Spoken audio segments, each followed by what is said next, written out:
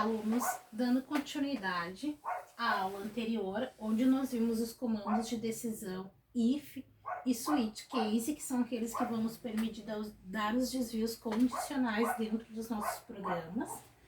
Então, vamos ver como é que a gente vai utilizar esses comandos fazendo alguns exercícios. Então, o primeiro exercício que nós temos, ele pede para fazer uma função para imprimir na tela do usuário o menu a seguir. Então, aparece ali o menu que nós temos que construir para mostrar para o usuário. Então, nós teremos que construir este menu aqui que aparece para vocês, né, com as opções que ele tem, para escolher qual programa que ele quer executar. A partir disso, ele diz o seguinte, ó, essa função deve ler a opção do usuário e validar, pois se o usuário digitar uma opção inválida, deve aparecer a mensagem de erro. Ok. Então, ele está dizendo que eu preciso fazer uma validação a partir da leitura da opção.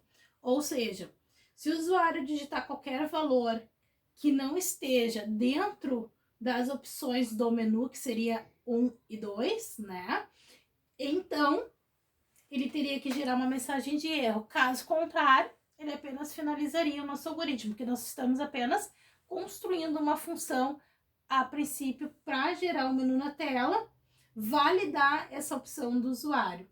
Vamos fazer na prática então, pessoal. Então, hoje, além de mostrar como a gente trabalha com os comandos de decisão, nós vamos ver mais uma biblioteca na linguagem de programação C, que é a biblioteca local, sabe? É a biblioteca que a gente utiliza para trabalhar com a localidade onde nós estamos, ou seja, ela vai nos permitir trabalhar com os caracteres especiais dentro das nossas strings de controle.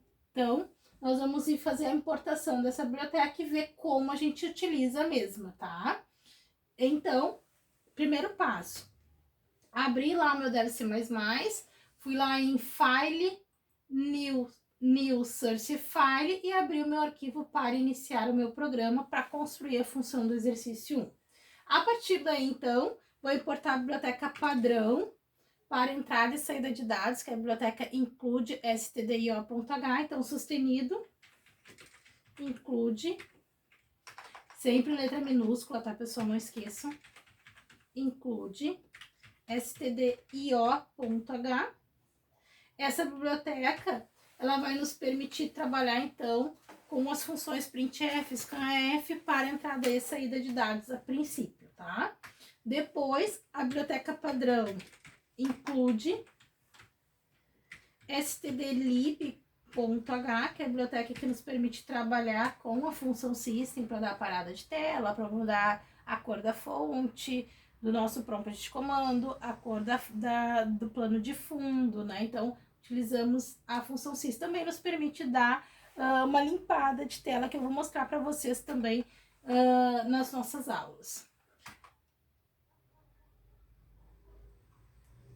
Agora, nós vamos importar a biblioteca Loquei, que é a biblioteca para nós podermos trabalhar, né, com os caracteres especiais dentro das strings de controle. Então, só boto o nome da biblioteca, Loquei.h, e aí eu vou poder trabalhar com a situação. Porém, para eu utilizar essa biblioteca, eu preciso setar essa biblioteca lá na função principal, tá, pessoal? Então, a princípio, já vamos colocar nossa função principal lá para poder fazer essa biblioteca funcionar. Então, a biblioteca Loquei, ela é para eu poder utilizar, então, os caracteres especiais dentro da minha string de controle. Então, eu importo a biblioteca a partir de sustenido include, pessoal, e na função principal eu vou setar a biblioteca Loquei. Então, set Loquei, digo que eu vou trabalhar em português, né? Tô passando os dois parâmetros, ou seja, eu tô identificando qual é o meu local atual em que eu estou trabalhando, qual é a linguagem, né, que eu estou trabalhando. No meu caso, português. Coloquei ali, set loquei, né? E aí tô podendo trabalhar com os caracteres especiais dentro das strings de controle para imprimir na tela, que nós não conseguíamos antes. Beleza. O que eu não posso esquecer também, que o último comando da minha função principal main é sempre o comando system pause. Por que system pause, pessoal?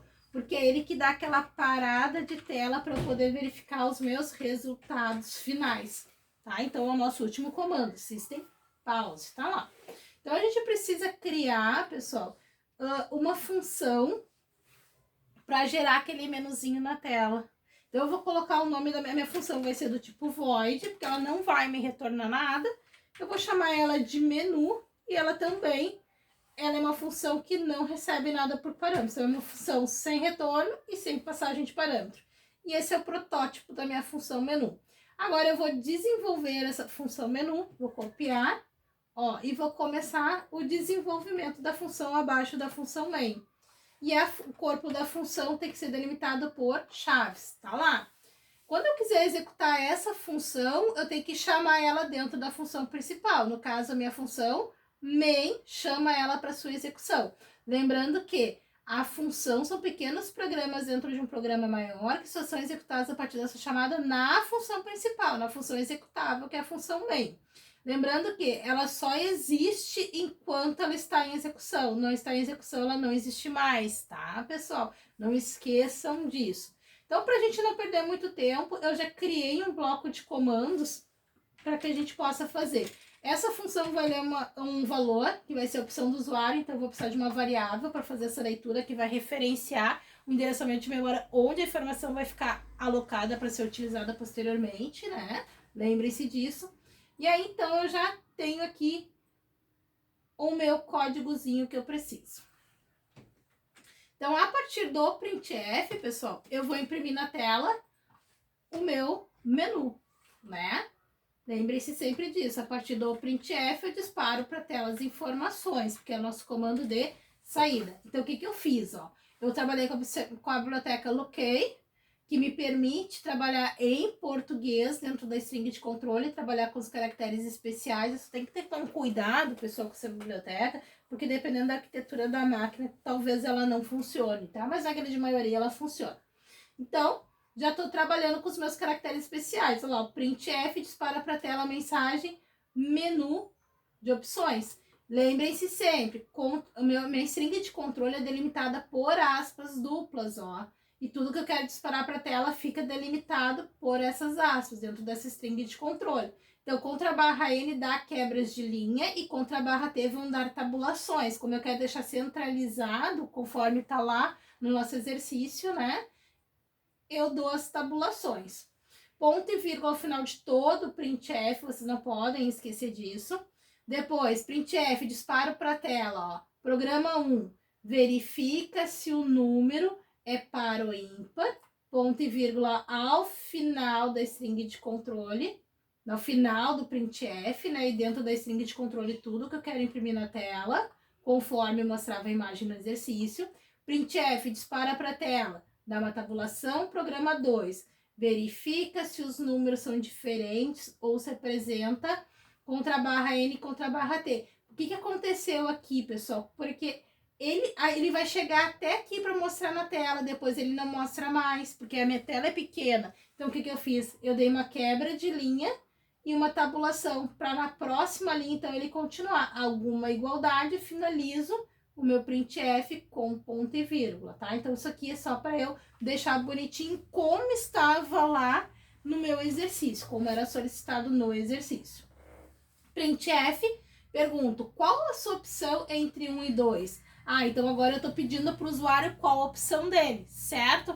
Então, eu tenho que ler essa opção. O que eu tenho que fazer? Eu tenho que colocar o ponto de inserção intermitente ao lado dessa mensagem para que ele possa digitalizar. Então, quem é o cara responsável por isso?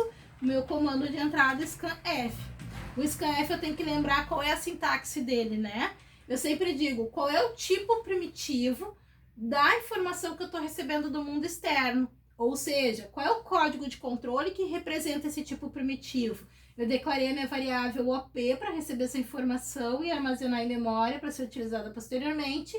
E ela é do tipo int, então é uma variável inteira, que é representada pelo %d, código de controle %d. Então, dizendo, ó, busca scanf, coloca o ponto de inserção ao lado da mensagem, captura dou a informação que o usuário forneceu, que é do tipo inteira, vírgula, e armazeno em um endereçamento de memória e comercial, referenciado pela variável OP, que foi declarada anteriormente para receber essa informação. E ao final do scanf sempre tem um ponto e vírgula, não posso esquecer. A partir disso, pessoal, ele diz para nós o que lá, ó? Eu tenho que gerar esse menu na tela. Será que já está acontecendo? Vamos testar o nosso programa. Então, vamos salvar o programa como exercício 1. Vou lá em File, Save, vai abrir para mim, procurar onde eu quero salvar. Eu vou salvar na minha pasta lá de linguagem de programação C, né? Eu vou colocar aqui, ó, exercício 1. Exercício, opa, vou botar sem acento. Exercício 1. Salvei. Tá salvo. Vamos executar e compilar para ver se está correto, né, pessoal? Execute, compile RUM ou F9. Vamos aguardar um minuto para ver se a gente tem a tela esperada. Esperando que esteja certo. Vamos torcer para que não tenha nenhum erro de sintaxe.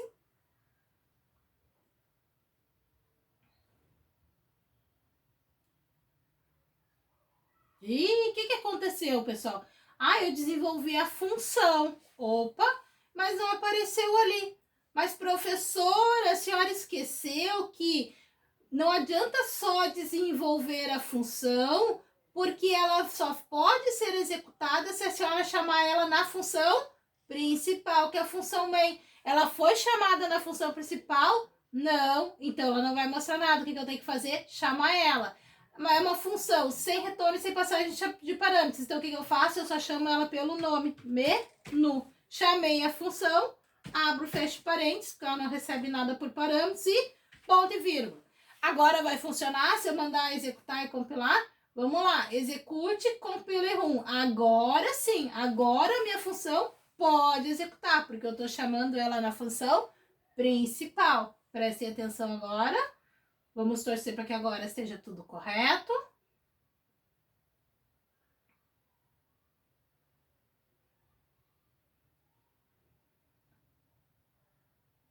Tá lá. Perceberam, pessoal, que então agora nós temos a nossa função gerando um menu, certo? Agora então, pessoal, o que nós vamos fazer?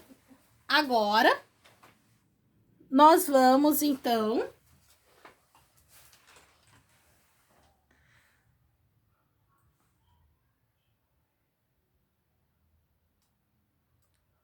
agora que focou para vocês verem, né, pessoal? Tá aí o nosso menu conforme solicitado no exercício. Vamos ver se tá igual ao do exercício, então vamos comparar.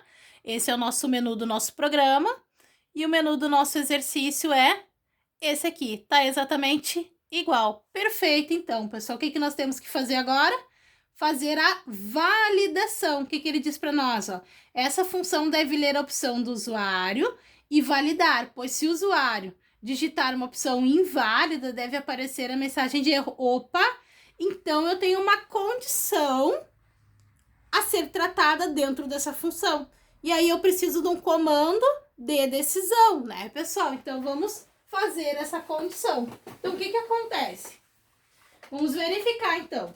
Se a opção do usuário for 1 ou 2, quer dizer que ele tem uma opção válida. Se ele digitar qualquer opção fora do menu, eu tenho uma opção inválida. Então, vamos lá. Então, eu tenho meu if para trabalhar. Então, if se o valor digitalizado do usuário para a opção. Então, se a minha variável OP for igual a 1, a opção é válida, né?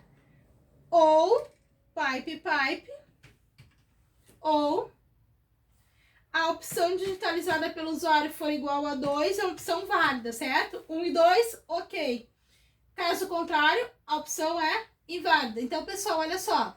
Primeiro ele executa essa condição de opção igual a 1, verifica se é válida, e depois ele verifica a opção igual a 2. Depois ele compara o primeiro resultado com o segundo e verifica na tabela verdade da disjunção, se é verdadeiro ou falso. Então, quando eu utilizo o conectivo ou or, quer dizer, né?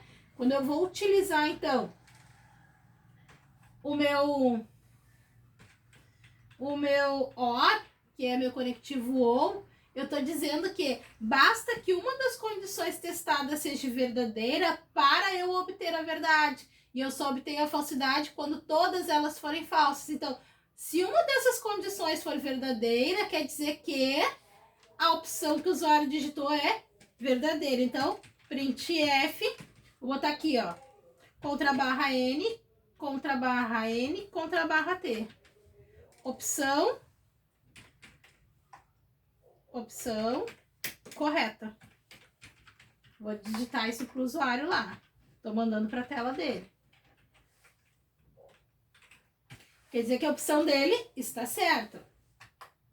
Agora, caso a opção não seja igual a 1 ou igual a 2, quer dizer que ele digitou uma opção inválida. Então, else, se não. Então, para qualquer outra opção digitalizada, eu vou lá para o else e vou dizer erro. Já vou colocar aqui, ó. Vou copiar e vou colocar aqui. Erro. Opção inválida.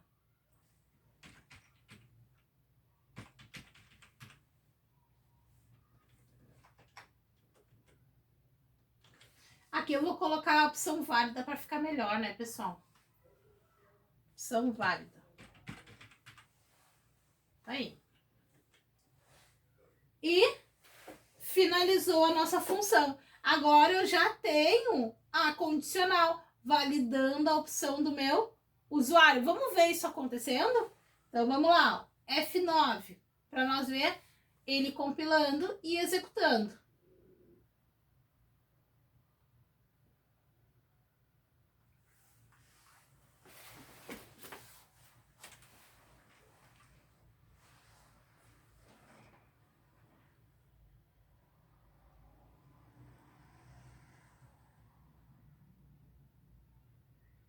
Tá aí o nosso programa, então, né, pessoal? Deixa eu só focar ele para nós, para vocês poderem ver direitinho.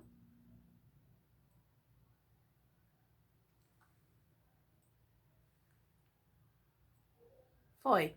Vamos digitar uma opção válida nesse momento. Vamos digitar a opção 2. Ele tem que dizer que a opção é válida. Opção válida. Menu funcionando. Agora vamos testar ele. Vamos compilar e executar de novo.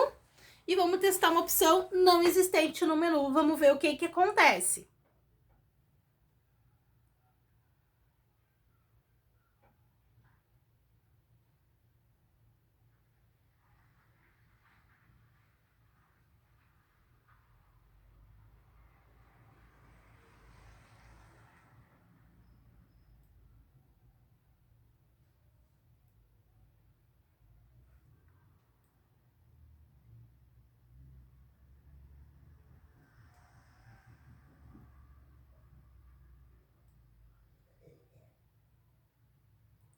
Agora vamos digitar então a opção inválida. Vamos digitar a opção 6, que não existe. Opa! Ó, errado. Vamos ver o que aconteceu lá.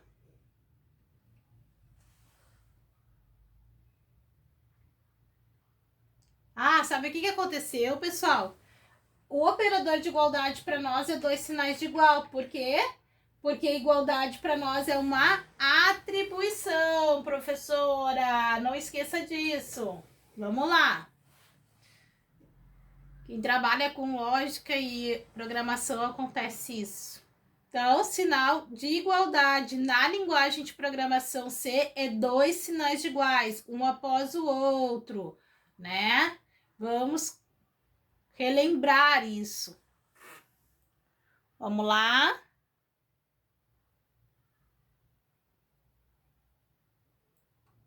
Agora vamos testar a opção número 6. Vamos ver o que ele vai colocar para nós.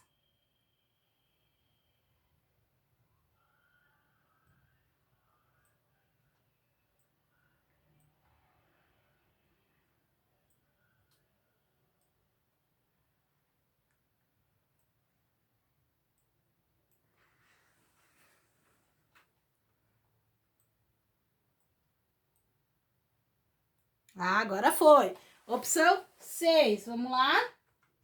Opção inválida, perfeito. Nosso menu tá funcionando. Agora, pessoal, no próximo vídeo, nós vamos voltar para fazer o segundo exercício dentro desse mesmo programa. Aguardo vocês!